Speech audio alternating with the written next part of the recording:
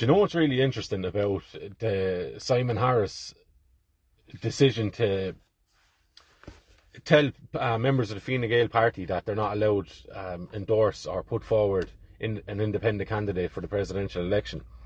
The interesting thing about that is that he's not really breaking any laws there, right? Because Fine Gael is a private organisation, right? That you can enter and whatever, come and go as you please, right?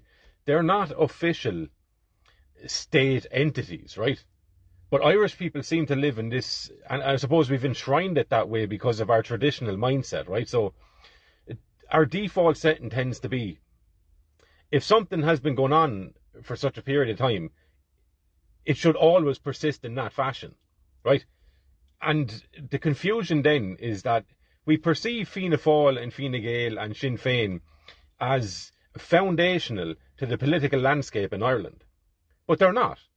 These are membered organisations, which means that they have no claim on perpetuity, right? They have no claim on a persistent existence outside of our belief in them existing, right? So these things can be dissolved and just eliminated and left to rot and die on their own. We don't have to enter into a future in Ireland where these parties are alive in any real fashion, right?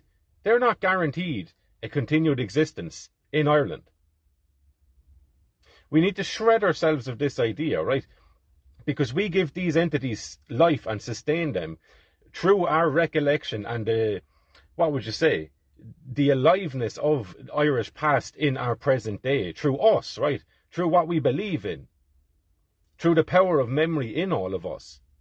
And this is a beautiful thing and it's a magical thing, but it can also allow us to be stuck in the mud, right?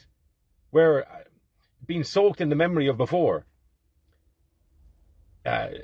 nearly captures us in the belief that what has gone before is present now and will sustain forever. That is not true. That need not be true, right?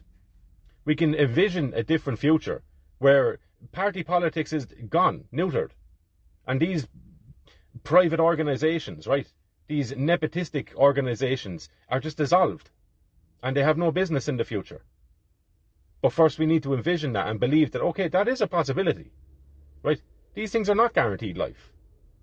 So if they're not guaranteed life, there's no obligation on me to give them life.